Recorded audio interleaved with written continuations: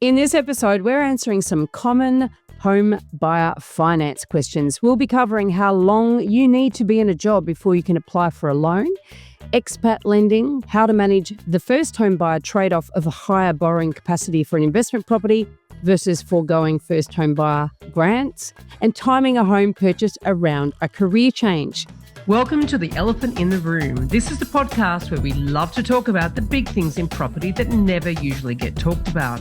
I'm Veronica Morgan, real estate agent, buyer's agent and buyer's agent mentor, co-host of Foxtel's Location Australia, author of Auction Ready and co-host of Your First Home Buyer Guide. And I'm Chris Bates, mortgage broker, recently ranked number 5 in Australia out of over 18,000 brokers in the annual MPA Top 100 Mortgage Broker Awards. Before we get started, I need to let you know that nothing we say here can be taken as personal advice. We always recommend you engage the services of an appropriate and experienced professional. Many listeners will know that I'm the co-founder of Home Buyer Academy, and we have an online course that teaches the process of buying a property, every step to take and in the order in which to take them. It's great for people who can't afford a buyer's agent. Now, we also have a Facebook group called My First Home Buyer Guide Australia, and we get loads of great questions in there. Our promise is that experts answer these questions, not the members, so it's not the blind leading the blind.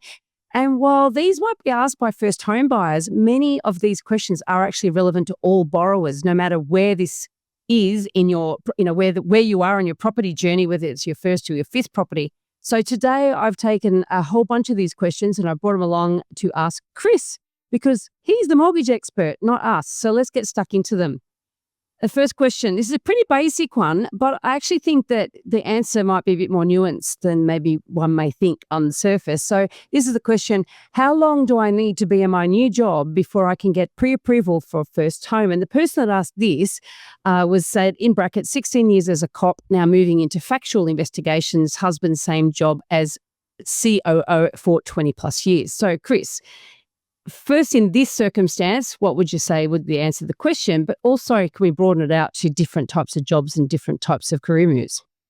Look, I think the person I'm asking the question, thanks for it, it's not going to have any problems. But I think that to preface everything and add a bit of context with policy and how does it actually work is that every bank has their own policy, right? They all have their own income policy and their own credit policy towards what type of assets they'll lend on, etc. And they're not fixed. They're constantly changing.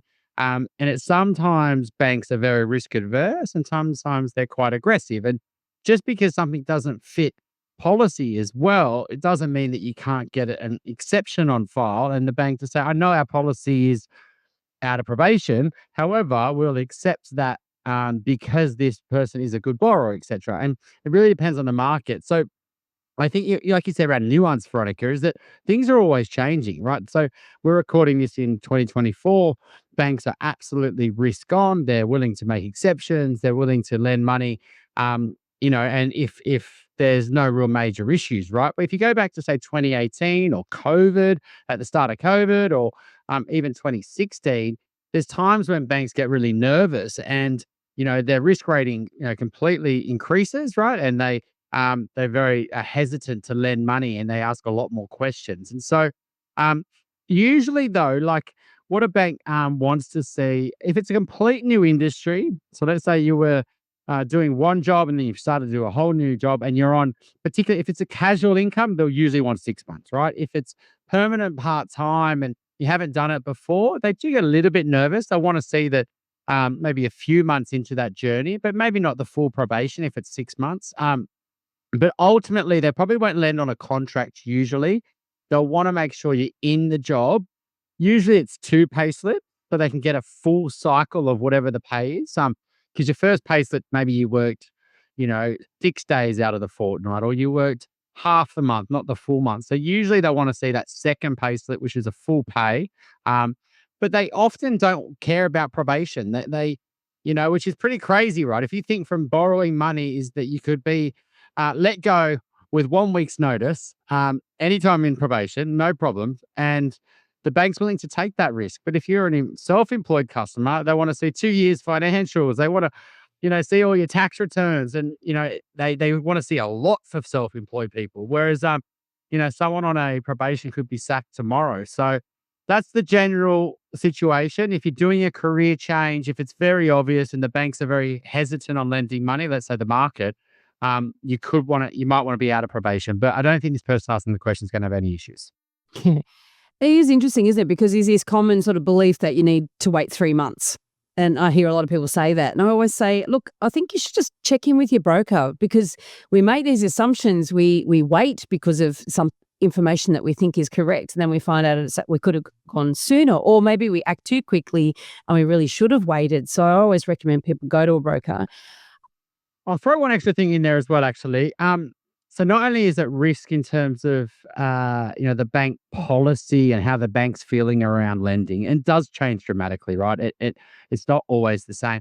There also is a risk in terms of how much you're borrowing, what LVR you're doing, what type of property you're buying. So as an overall picture, when we're trying to sell it to credit, they may say, well, it's a 90 plus lend. It's going to LMI territory. They're on probation. It's not a great asset. Let's not lend to this situation as well. And so, if you are borrowing more sort of over 80%, up to 90% or plus, the banks are absolutely going to be more risk adverse, and they're going to want to see, hopefully you're out of probation or, multiple pay slips at least.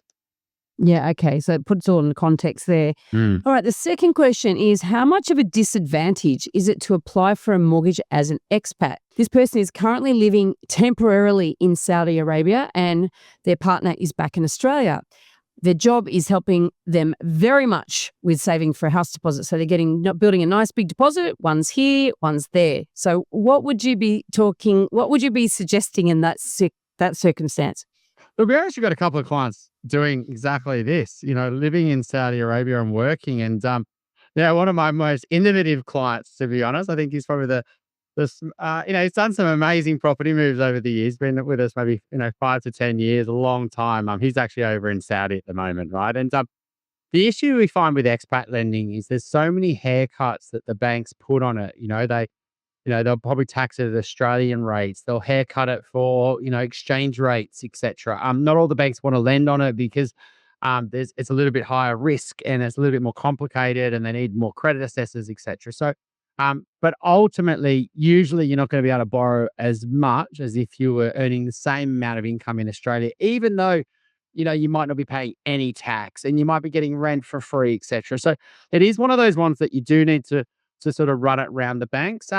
Like certain lenders like Heritage or CBA, HSBC, there's a number of lenders that we go to when we're looking at, expat loans. And it does depend on your LVR here a lot as well. And so, if you're borrowing more than 80% of the property value or you've got a decent deposit, that makes a big difference in expat lending, and your lender options increase dramatically. There's also been some non-banks come into.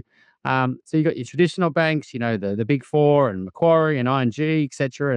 And but there's these sort of non-bank lenders that sort of get wholesale funding and then they lend it out. We're seeing a bit of innovation there for expats as well. So the real answer to this question is just do the numbers. Like often with a lot of expats, they're living in places like Singapore, Hong Kong, Dubai, London, etc. And what usually kills them is that you can only borrow, maybe 2-3 times your income, and you've got this huge rental expense. And you just got to be careful, around rules around expat lending as well. And, can you claim the negative gearing deductions? Does you have to pay stamp duty? It can, there's the rules around expat lending are changing a lot over the last few years. And so while you might even be able to get lending, you just got to make sure that it makes sense with a lot of the other taxes that you might have to pay.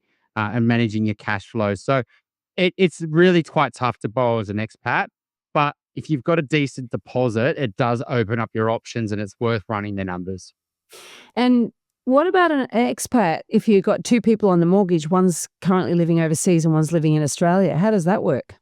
Look, it's going to increase your chances of getting a loan. And so maybe they can, make some tweaks with the way that they assess, because they've got some money in Australia, some income in Australia, but maybe if you're running two households, it'd be good in this situation if you've got no rent over there as well. And we could say, well, no, the family in Australia are self-sufficient on one income. This money's coming back, and maybe they don't have to haircut it as much. and we could maybe make a case to say it's only short term, it's only for the next 2 or 3 years. But what a bank would want to do is know that, like you said, it's only temporarily. Um, they might want to say, well, what are you earning? It is one of those ones where we would have to try to sell it to a bank. Because, if you think about it, they've got to be conscious that they're lending money responsibly, right? So they can't say, okay, you're earning 300,000 tax free in Saudi Arabia, we're going to lend you $3 million. And you come back to Australia and you're on a salary of 200,000, you got to pay tax, right? So the banks need to be careful here as well. And on lower LVR loans, they're willing to take that risk because they're saying, well, no, we lent it in good faith. You told us this situation. But as soon as you go into sort of higher LVR lending, particularly non-banks, they don't want to take those risks.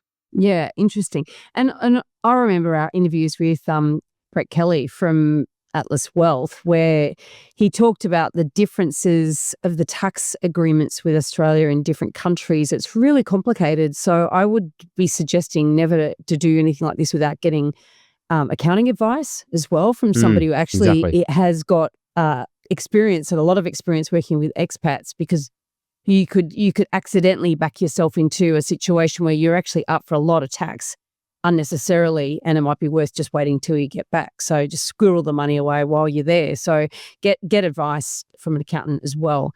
All right. The third question is, should I get a loan for an investment property that I'd eventually live in so I have a higher borrowing capacity and can secure a better asset, as I will have additional rental income, and forfeit my the first home buyer grants, and I don't know, there's just so many different schemes that they get access to, but they'll basically be foregoing all of those.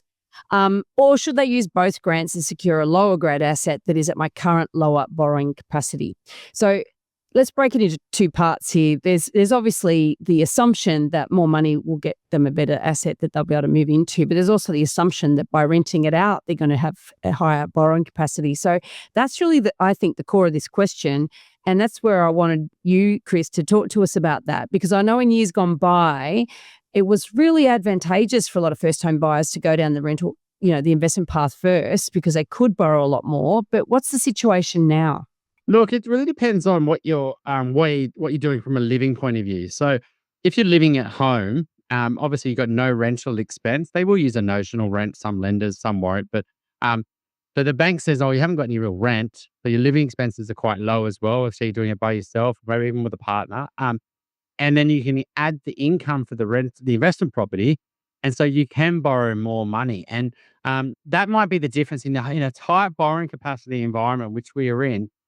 Sometimes that's the difference between, in this situation, getting an asset that you would never want to live in to an asset that you would want to live in. And, if the ability to buy that today versus not being able to buy it at all, and was just buying it as an investment property and potentially living at home for some time, then absolutely it can work.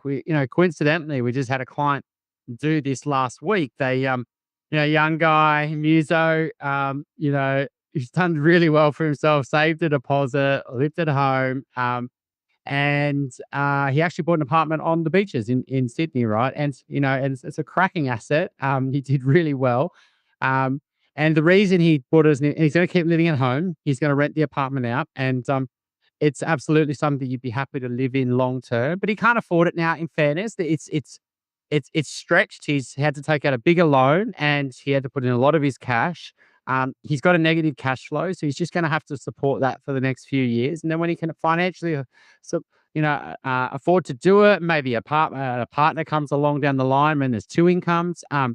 The plan is to move into that apartment. So he's got his future home locked in, but he's also got a great investment. So yeah, it absolutely can work. The issue I find though is that you've always got you can potentially increase your borrowing capacity, but if the plan is to buy it as an investment property, you increase your borrowing capacity, and ultimately you can't really ever afford it. You've got to really question whether you're just doing everything you can to get into the market and stretching your capacity. So this situation, we've got a high borrowing capacity. We bought our future home, but you just took on too much debt and you don't actually ever been able to live in it. So that would be the challenge. I mean, it's great getting some first home buyer, schemes, particularly things like the 5% deposit scheme right now is really attractive. But those limits on those schemes really make it hard to get great assets, which I think this question's sort of alluding to. Yeah. But yeah, it's often a great. And the only other thing I would say here is though, that if you do buy it as an investment property, Look, a bank can't ever say to you, look, you can't move into it. It's your asset. It's your place. They can't say, no, you told us to invest property. You can never move into it. And if you do move into it, Unless you buy it on your super fund. well, that's true. Yes, Yeah. exactly. And so you can move into it. You can easily change your loan from investment to home. Some banks get a bit fiddly if you do it in the first 6 months because it looks like you've just tried to game the system. But yeah, so that's the other thing as well. A lot of people think, oh, if I bought it as an investment property, it doesn't mean I can live in it. Well, no, you can. If you can afford the mortgage, then it's an option there. And the only other thing I would finally add on that question is one of the benefits of buying a home is it grows tax free.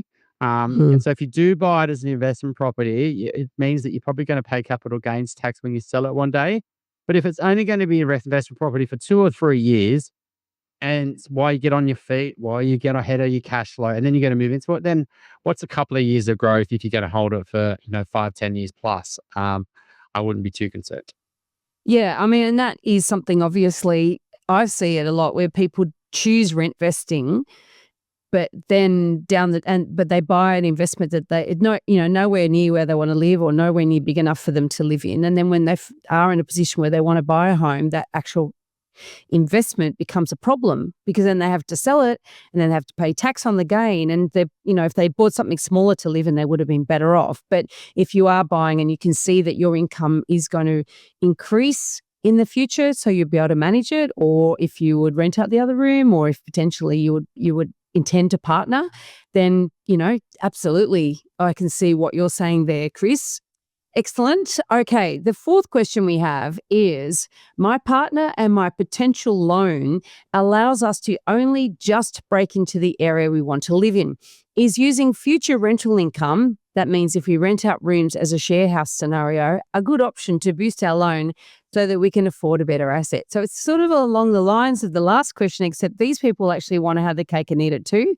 They want to live in it and make an investment property. And I'm not sure whether you can factor that sort of spare room rent into your loan calcs. Can you, is the question. No, I mean, the banks won't want to lend you that because they'll want to see leases and all that sort of stuff. And then is it a home or an investment? I think you're just going to have to forget about that one. But I think part of our last question was, do you just buy it as an investment property? And if that means your way to get into, not just break into the area, but not buy the D grade assets, right?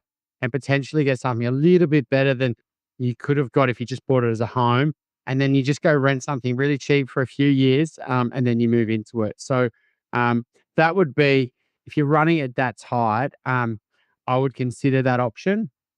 Secondly, I would go, well, look, if I personally, and I'm interested to get your thoughts on this, Veronica, is I'd probably prefer, instead of getting a C or a D in the suburb, probably just go a suburb or two out and get a B, get a better asset in a suburb that's not as good than a poorer asset in a better suburb. I think ultimately a lot of gentrification happens. That suburb, becomes almost just as good. If it's like for like, and you're talking like a bridesmaid suburb, and I do think you'll enjoy living in the property more versus the CD. And then ultimately when you sell it one day, I think you would probably get better growth. Do you agree with that, Veronica? Rather than getting the bottom end, just maybe move a suburb and get a better property? Yeah, I do. I really do think that there's too much focus on location. And yes, location is very important, right? But I think that, there's the ripple effect does work. And I do think a better caliber house or apartment in a neighbouring suburb or 2 suburbs down the line is going to be long-term a better proposition than sort of a crappy apartment or a crappy house on a crappy street in a great suburb. And I've seen it. I've seen it in blue chip suburbs where really poor assets. I've seen people actually lose money in blue chip suburbs, and that sort of goes against what people seem to think can happen because they've gone and made those really poor asset choices. And I think too, when you think about it, and I've done some really light on research on this. I really couldn't say it's robust, but I have looked at the sorts of properties that change hands more often versus those that actually are, tightly held. And properties that are tightly held are easy to live in. They're well connected. They're great. They're well located in terms of what they're located close to, but they're easy to live in. Cold houses are not easy to live in. Noisy houses, not easy to live in, And so I think we do, and it's something too small, just too small to be functional, not easy to live in. So I think that you sort of see a lot more churn in those sort of substandard properties, and that churn actually adds cost because you're not generally growing in value at the same rate. So you're copying it in terms of lost opportunity and capital growth, and then you're copying it in terms of transaction costs as well. So I think that it's always a good idea to aim for a quality asset. Now, back to this particular question, these people are trying to get a better asset where their budget is hamstrung. So I agree with what you're saying there, is to look at a different suburb rather than trying to game the system and trying to get more than you can really afford. But I would also say that using your principal place of residence to produce income can also create tax implications down the track, even if you rent out one room.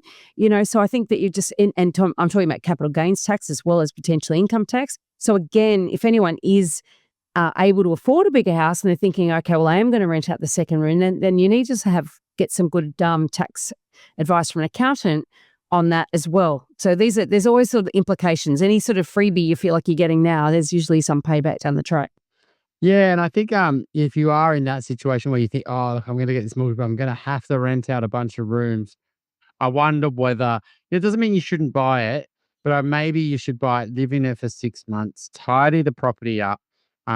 If the mortgage is going to be too much, and interest rates aren't always going to be where they are, right? They're going to change, right? Whether they go up or down, they're not going to be where they are now forever. And let's say if they do go back down, then living in that property is going to get cheaper, right? Your mortgage repayments are going to get cheaper. So you may say, well, under 6% interest rates, buying now, living in it for 6 months is going to get me in the market, but it's going to be too tight on our cash flow. So what we're going to do is rent it out. We're going to negative gear the property, and then go and rent something quite cheap just for the next few years while interest rates are higher. Then when rates go down and income goes up, or maybe you get through the baby stage or whatever it might be, then move into the property. And so rather than not being in the market or just buying something that's going to suit you for a short runway, buy something that's going to suit you long term, even though it's a stretch. Move into something cheaper to rent. I know there's a bit of hassle there. I know it's stressful switching properties and things like that, but maybe it's a lot less stressful to live in, buy the house, then move into an apartment and just suck it up in the apartment for a couple of years. Maybe that is a lot less stress than trying to maintain a house that you can't afford under higher interest rates. And so I think sometimes people get too attached to not moving, and they just go and have to deal with all this pain when a simple move could solve the numbers. Because yes, it's a rental crisis for you renting, but it's also a rental crisis for what you're renting out. So you're probably going to rent your place out pretty well. And then, and if you live, go quite simple because it's, not going to live there for long, and make quite a few compromises, you should be able to get a rental property just for a few years. And you always got the option to move back into your other house when you can afford it. I'm on a personal mission to help more people make better property decisions, and you can find out all about what I'm working on at veronicamorgan.com.au. There you will find resources for first home buyers, details about my buyer's agent mentoring program, information about my newest project, Preferential, proactive property management in Sydney, or if you're looking to buy your dream home or investment property in Sydney's inner west, eastern suburbs or lower North Shore, you can connect with my team at Good Deeds Property Buyers. And if you'd like a 30% discount plus free postage for my book Auction Ready, How to Buy Property at Auction Even Though You're Scared Shitless, and yes, I'm a potty mouth, use the code ELEPHANT at the checkout. If you're looking to buy your first home, thinking of upgrading to a new home, or purchasing an investment property anywhere in Australia, we would love to carefully guide you through this journey and importantly get the finance right. Please reach out to myself and the team at flynnggroup.au. Now, our fifth question is this one, so it sort of links back into the first question. I saved a deposit for my first home. Let's say 20% of an average Adelaide house. So that's a pretty good deposit. I'm switching career and studying diploma in nursing, and so will my wife next year, same career. Should I wait for my study to finish or start looking for a house? I want to put my money to work. So this is someone who's got the deposit. They're currently working full time and they're going to start studying. So, there's a whole affordability around how much pressure you want to put on yourself when you're a full-time student as well, I would imagine, too, and paying the mortgage. But how would you advise a client under those circumstances, Chris? Look, it's an interesting one. I guess it depends on how long it's going to take for you to be able to enter the market again. And so is it going to be 3 years to study? Is it 5 years? and being realistic around that. And then there's potentially an opportunity cost where if you didn't act today, then, you're going to potentially buy at prices, 3-7 years down the line or whatever it might be. I mean, we just had an episode on Adelaide, and Adelaide's had a pretty good run. So you wouldn't, it doesn't mean you shouldn't buy because it's just had a run, but I think you just got to be aware of that opportunity cost, which is why you asked the question, right? Like you're sort of aware of that. The challenge here, though, is if you go and I'd be really strategic on how you structured your loan. A lot of people go, I don't want to pay lender's mortgage insurance, and I've got my 20%. And all of a sudden they go from a cash, feeling safe and secure because they've got a buffer, and they put it all into a property and got nothing left just to avoid paying lender's mortgage insurance. So if it was me, I would potentially be open to pay lender's mortgage insurance. I'd explore the 5% deposit scheme, and I'd try to keep as much cash as I could back. Just to get you through this study so you can still finish what you need to there. You can afford your mortgage. And I'd try to keep your costs really low as you're studying, right? But and I'll also probably buy something that does need a lot of work. Like reduce your purchase price rather than a fully renovated place. Maybe just buy something that structurally is really good and you can renovate it down the line, because that'll also reduce your mortgage as well. So while your cash flow is going to be tight over the next few years, just buy something that's pretty just livable, maybe not going to be a bit of a money pit, not a lot of things you got to fix over the next 3 to 5 years, but it's totally fine for another 5 years. And that reduces your purchase price. So when you get into your nursing, a few years into that, then you can look to sort of do a renovation. But a lot of people don't want to make those compromises. Just this week, I was having those same conversations with a couple of clients. And I think potentially in this market as well, where unrenovated places are going at a discount, it's something under higher interest rates. More people should be thinking about, even though there's, time and cost and building costs are high. I think, it's probably not a bad decision for some people. I want to pick up, there's two little tangents I want to go down on this one. One is buffers. We'll come back to that though. Let's talk about that unrenovated property option, particularly for first home buyers, but also for upgraders. And it's sort of interesting because what I see in the marketplace, like for example, in Sydney, and my understanding is in Melbourne at the moment, the two less hot markets in terms of capital city markets in this country, the unrenovated properties are not going gangbusters. They're not getting highly competitive. So they are actually representing some good value if you can get one with good bones. So what I say there, it's got to be well maintained. It can be dated. It can have some floor plan issues you need to move around, potentially extend at some point of time. But fundamentally, it's got good bones and it's in good condition. So even though it's dated, you're not going to hate living in it because it's not going to be a slum. But and so there are opportunities in some of those markets, but, Megan in Brisbane, for example, would be saying, well, actually unrenovated properties up there are disproportionately more competitive because that's when a hot market, that's where people fight to get into the market. And that's a compromise they make, is to buy unrenovated. And we've seen that happen in Sydney as well, where the gap between the renovated and the unrenovated is nowhere near what it would cost to take that renovated to the same standard as the unrenovated property. And so that's something you've got to be really careful of. But certainly first home buyers, the opportunity for that is looking at the conditions, the market conditions at the time. Currently in Adelaide, that's where this person is looking at buying. Unrenovated may not represent great opportunity. Good point. And so, you've got to be sort of super careful. I love the Nana's houses. They're sort of seen as they're dated, but not unrenovated, but they really are unrenovated. They're just a bit daggy. Daggy is good. Daggy, we love daggy. So that's sort of the first thing I would say there, that the opportunities presented by renovating are market dependent.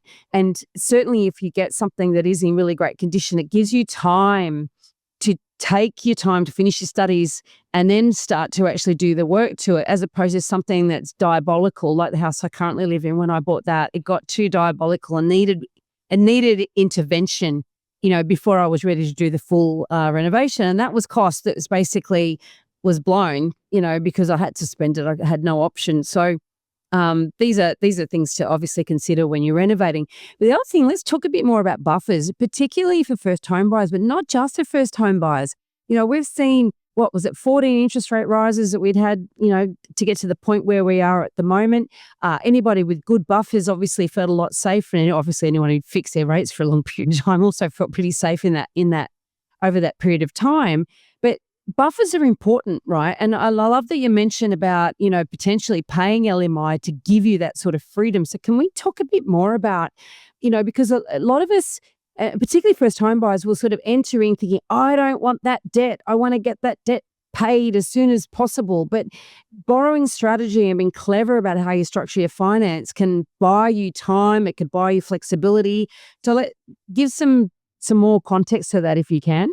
Yeah, I always laugh when people say any interest rate increases, because the media always talks about how many times did they actually increase the rates, but they forget that a lot of them were actually doubles. So Yeah. it was actually like 17 interest rate increases At 25%. at Yeah. points. Yeah, exactly. Yeah. And Yeah. it's every time you see it in the media, it's always wrong. And I always just sort of laugh. I've never seen someone actually count the actual 0.25 increases. Not to say they always have to be 0.25. So that would be people's arguments, is that they don't have to be 0.25. They can, change it at different rates. But if you add it at 0.25. Now, the buffer's an interesting one, right? So lenders mortgage insurance, there's a lot of misunderstanding of how it works, how expensive it is, etc. So I guess learning about it's probably the first thing. It's not some fee that as soon as you borrow over 80%, it's this flat fee, no matter what size loan you're taking, no matter what percentage. It's sort of like an exponential curve. It gets more expensive, between 80 and 86%. Yeah, it's expensive, but it's, maybe only 1% of whatever your loan is, right? 86 to 88, it gets a little bit more expensive, but not too bad. 88 to 90% starts to jump up, right? And so we always try to get to 88% loans if we can.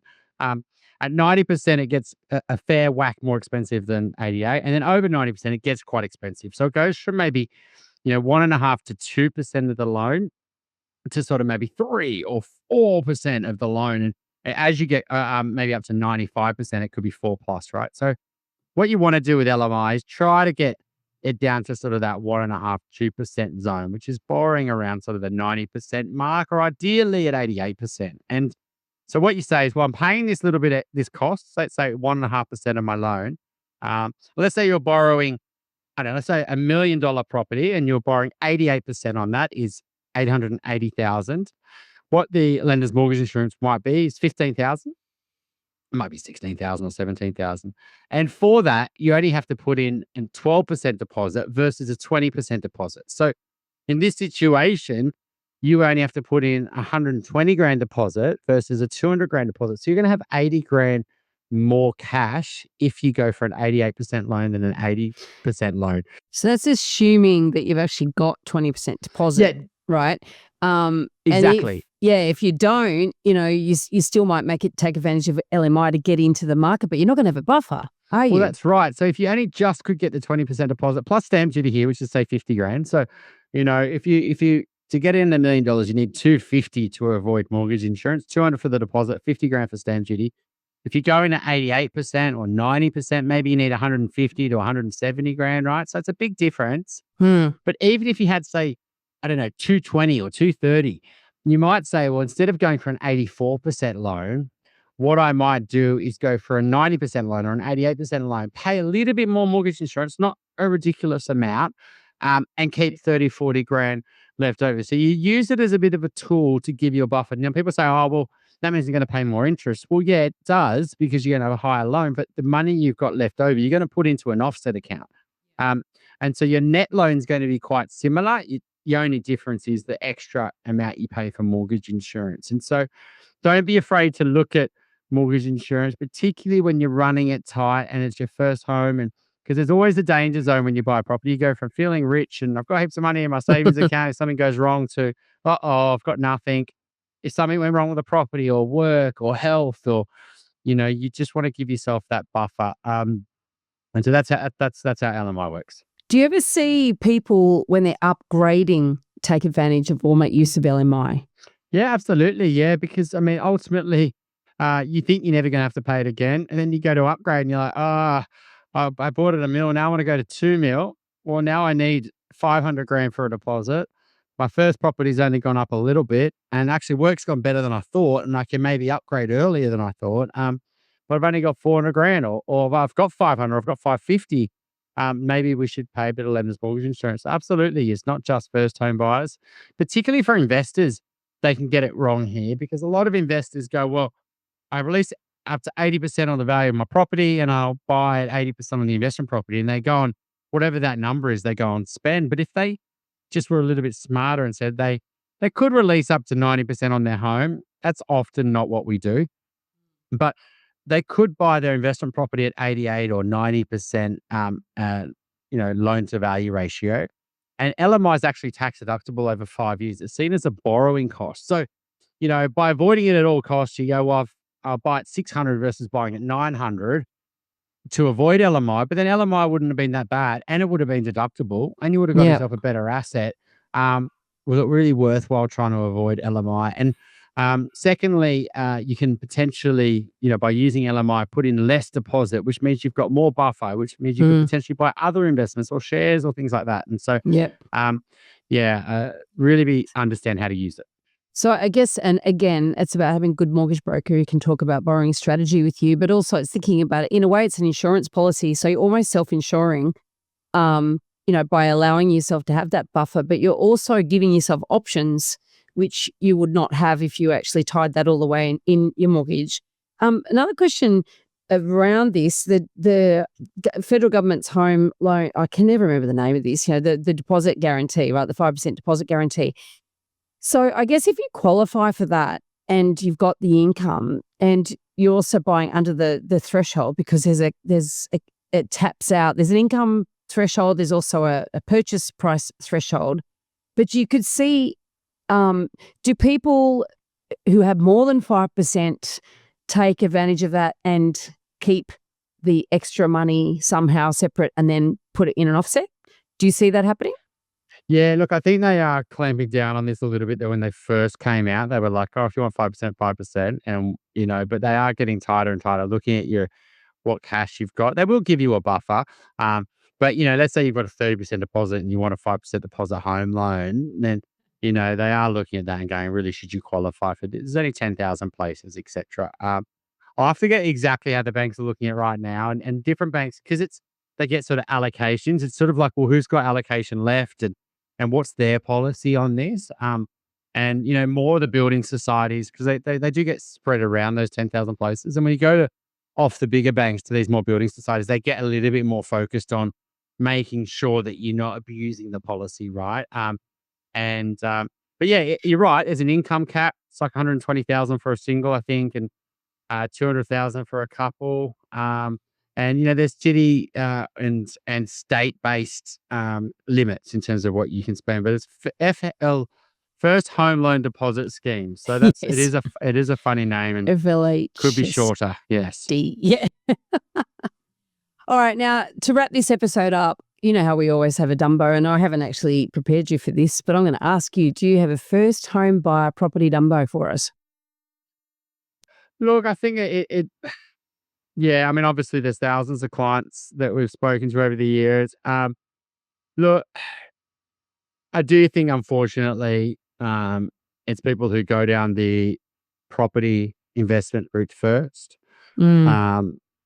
There's a client just recently, we were chatting about this on, he's a new client of ours and we are doing the loan, but we heavily advised them not to use a certain buyer's agent. And they still went down that route, fell for the marketing online. And they did buy. And to be honest, it's not a great asset. And I think that's the frustrating thing. I mean, we have advised them and we've been very transparent that we wouldn't work with them and ask for feedback. So I think that's the one. I think that they are so good at their marketing, and they unfortunately fall for it. And so that the other thing with first home buyers is probably listening to friends and family a little bit too much as well, and just trying to rush it. I think, and they're basically just trying to get into the market.